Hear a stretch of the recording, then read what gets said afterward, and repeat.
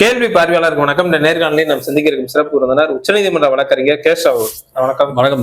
தற்போது தமிழ்நாட்டு அரசியல உதயநிதி ஸ்டாலின் அவர் சொன்ன அந்த வார்த்தை தான் தற்போது பேசுபொருள் ஏற்படுத்திருக்கு. என்ன சொல்றாங்கன்னா, பலவீனமான ஒரு கட்சியா இருந்தாலும் அதிமுக தான் ஒரு எதிர்கட்சின்னு சொல்லி உதயநிதி ஸ்டாலின் அவர் சொல்லியிருக்காங்க. இது எடப்பாடி பழனிசாமி அவர்களுக்கு ஒரு நேரடி எச்சரிக்கையா கூட நம்ம பார்க்க முடியும். நான் தான் டிவிக்கே டிஎம்கேக்கு தான் போட்டின்னு சொல்லக்கூடிய விஜய் அவர்கள் கூட இந்த களத்துல எப்படி இருப்பான்ற மாதிரியான பல கருத்துக்கள் ஓடிக்கொண்டு இருக்கிறது. தேர்தலுக்கு இன்னும் ஒரு அண்மை காலம் தான் இருக்குது. சில மாதங்கள்ல தேர்தல் நடக்க இருக்கிறது. எப்படி பாக்குறீங்க?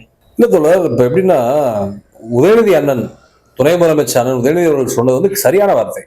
ஏன்னா, என்னதான் அதிமுக பலவீனமாயி கொத்தடிமையாயி கதவு தெரிஞ்சு கட்டரும்பாயி பாஜக RSS மோடி அமித்ஷாவோட அடிமையா இருந்து கீழ்த்தரமான பிழைப்பை அதிமுக அமைச்சர்கள் எடப்பாடி பழனிசாமி கொத்தடிமை பொழைச்சாலும், நம்ம திமுக என்பது திராவிடத்தை பாதுகாக்கக்கூடிய இயக்கம், தந்தை பெரியார் வழி இயங்கக்கூடிய இயக்கம், அம்பேத்கரை பெரியாரிய மார்க்சிய கருத்தியல் வழி இயங்கக்கூடிய இயக்கம் திமுக, இந்தியா கூட்டணி, மதசார்பற்ற ஜனநாயக முற்போக்கு சக்திகள். அப்ப அவங்க நம்ம திமுக முதலமைச்சர் மு க ஸ்டாலின், துணை முதலமைச்சர் உதயநிதி ஸ்டாலின் அவர்கள் ஜனநாயக பூர்வமா இயங்குறாங்க. எல்லா விஷயத்திலயுமே சரி, நீ அரசியலா இருக்கட்டும், பாஜக RSS எதிர்த்து போராடக்கூடிய விதங்களா இருக்கட்டும், மத்திய அரசு எதிர்த்து செய்யக்கூடிய சட்ட போராட்டங்கள், மக்கள் போராட்டமா இருக்கட்டும், எல்லாமே ஜனநாயக பூர்வமா இயங்குறாங்க. கண்டிப்பா அண்ணன் உதயநிதி அவர்கள் சொன்னது கரெக்ட். ஏன்னா, நம்ம என்னதான் அதிமுக எப்படி இருந்தாலும் அதிமுக நம்ம மதிக்கிறோம், ஒரு எதிர்கட்சியா மதிக்கிறோம். தற்போது பலவீனமா இருந்தாலும் அந்த கட்சி தான், ஆமா, அந்த கட்சி நம்ம மதிக்கிறோம். அந்த கட்சி தான் எதிர்கட்சி. அதிமுகவுக்கு திமுக தான் போட்டி, அதை மாட்டுக்கிறதே கிடையாது.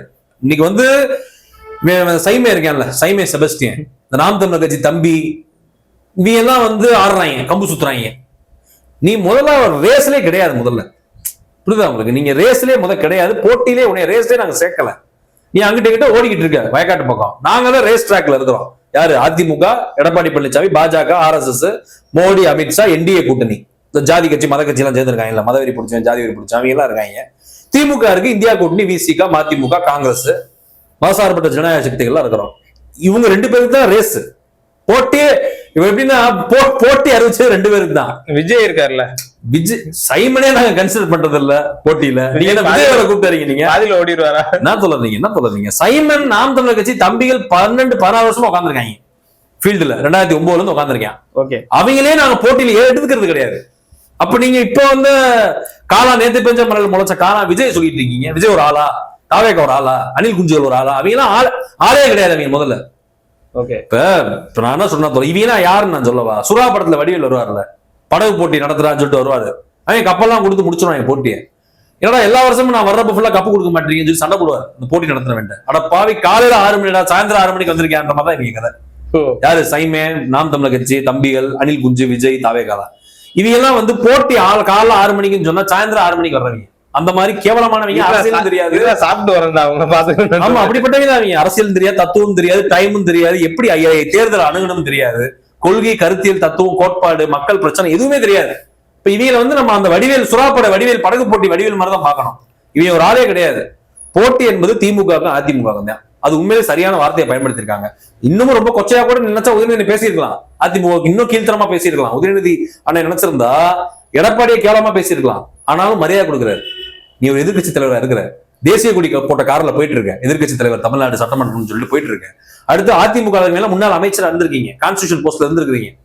ஜெயலலிதாவுக்கு மரியாதை கொடுக்குறாங்க, எம்ஜிஆருக்கு மரியாதை கொடுக்குறாங்க. அதான் அந்த மாதிரி பேசுறாங்க. என்னதான் எதிரியா இருந்தாலும் எதிரியை நம்ம மதிக்கணும்ன்ற அந்த தன்மையில அவங்க அப்ரோச் பண்றாங்க. சரியான வார்த்தை தான். இப்ப என்னன்னா, அதிமுக பலவீனம் ஆயிப்போச்சு, அதிமுக படுதோல்வி அடைய போகுது. இது நமக்கு நல்லா தெரியும். ரிசல்ட் சரி செய்ய முடியுமா? அதிமுக செய்யவே முடியாது. ஏன்னா அண்டாவை கொண்டு போய் டெல்லியில அடமானம் வச்சிட்டாங்க. அதிமுகன்ற அண்டா டெல்லி ஸ்டேட்டுக்கிட்ட அடமானத்துக்கு இருக்கு, அமித்ஷா மோடி ஸ்டேட்டுக்கிட்ட. அந்த அண்டாவை நீங்க மீட்கவே முடியாது. அந்த அண்டாவை மீட்கணும், நீங்க உயிரை கொடுக்கணும். என்ன சொல்றீங்க? அவங்க உயிரை தான் விலை வச்சிருக்காங்க. ஓ, இப்ப பொண்ணுக்கு என்ன போடுவீங்க அப்படின்ற, பொண்ணை கல்யாணம்னா மாப்பிள்ளைய போடுவாங்க வருதுல, அது மாதிரிதான் அதிமுக நிலைமை. பொண்ணுக்கு என்ன போடுவீங்கன்னு கேட்டா, பொண்ணை கல்யாணம் பண்ணா உன்னைய போடுவோன்ற அதிமுக இருக்கு. அண்டாவை அடமானம் வச்சனால மீட்க முடியாது. ஏன்னா அவன் அண்டாவை மீட்கணும் என்ன கேட்கறான்னா, எத்தனை பேர் திகார் ஜெயிலுக்கு வரீங்கன்றாங்க அதிமுக அமைச்சர்கள்ட்டையும் எடப்பாடி பழனிசாமி.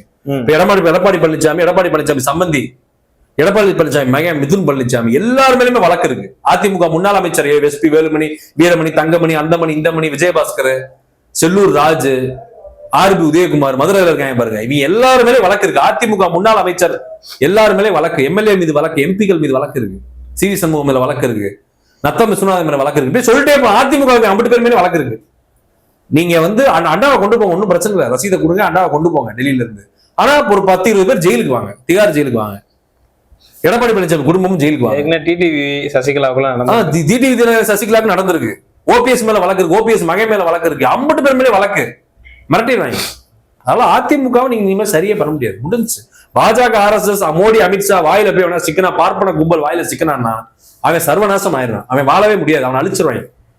ஜெயலலிதாவை ஒரே வழக்கு சொத்து குவிப்பு வழக்கு, டான்சி வழக்கு, சொத்து குவிப்பு வழக்கு, அந்த வழக்கு வச்சு அந்த அம்மா வாழ்க்கையை முடிச்சிட்டாங்க. சசிகலா 4 வருஷத்துக்கு உள்ள போட்டாங்க. டிடிவி தினகரனை நீ எலெக்ஷன் கமிஷன் வந்து பணம் கொடுத்த, சுகேஷ் சந்திரசேகர் வச்சு 5 கோடி லஞ்சம் கொடுத்தேன்னு சொல்லி தூக்கிட்டு போயிட்டாங்க சிபிஐ ஆபீஸ்க்கு.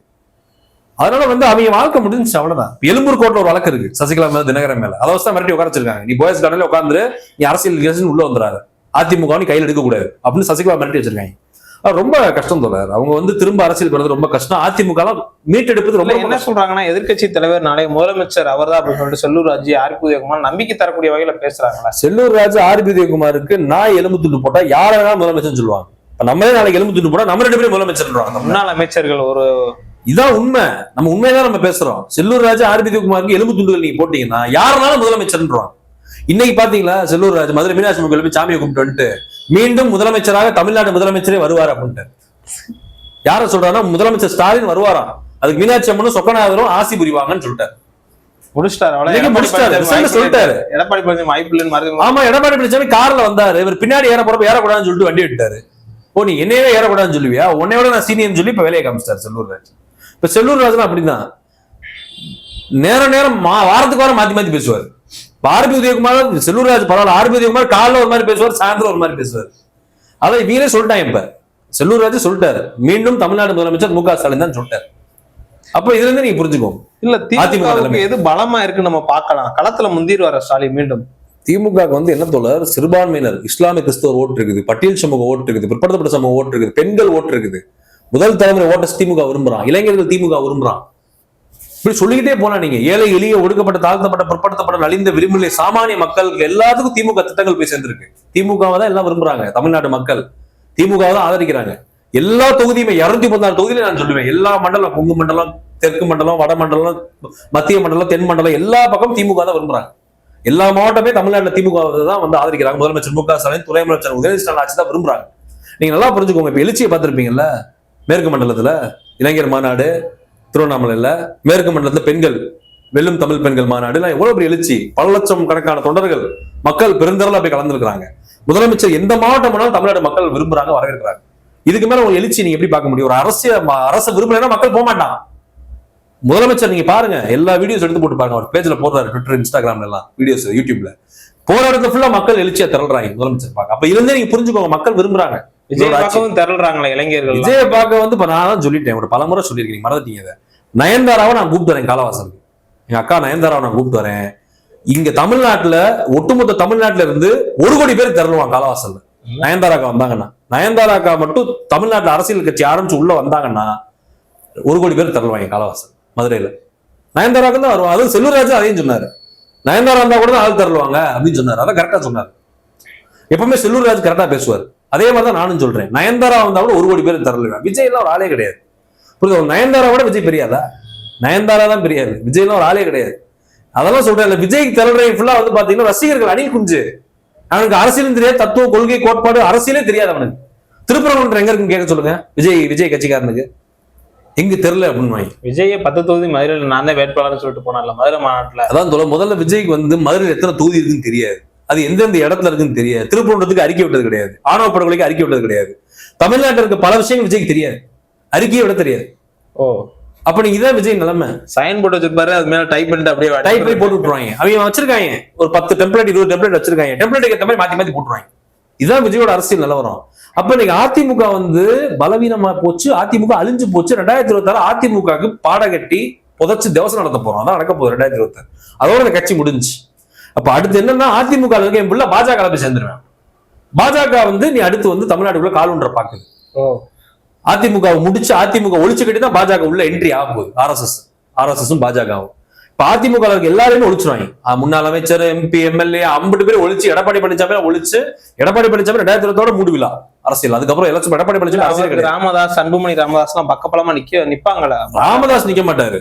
பாஜக, ஆர்எஸ்எஸ், அதிமுக. அன்புமணி வேணா அந்த கேஸ் இருக்கு, அந்த மெடிக்கல் சீட்டு முறைகேடு கேஸ் இருக்கு, அந்த மத்திய சுகாதாரத்துறை அமைச்சரா இருக்கு, அந்த கேஸுக்காக பயந்துகிட்டு அரெஸ்ட் பண்ணிடுவாங்கன்னு சொல்லிட்டு எல்லாருமே இது எல்லாமே இடி கூட்டணி, மோடி கூட்டணி இல்ல, இடி கூட்டணி. இடி ஐடியை வச்சு மிரட்டி உட்காரச்சிருக்காங்க.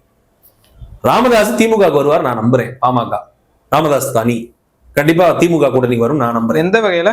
ஆமா, இன்னைக்கு வந்து காந்திமதி உங்க மகன் இருக்கு, அவங்க சொல்லிட்டாங்கல்ல, அன்புமணி RSS அடிமைன்ட்டாங்கல்ல, அது நீ தெரிஞ்சுக்கோங்க, நாங்க RSS அடிமையா இருக்க மாட்டோம்னு சொல்றாங்க. தெரிஞ்சுக்கிட்டாங்க, திராவிடம் தான் தமிழ்நாடு பாதுகாப்பு, திமுக தான் பாதுகாப்பு.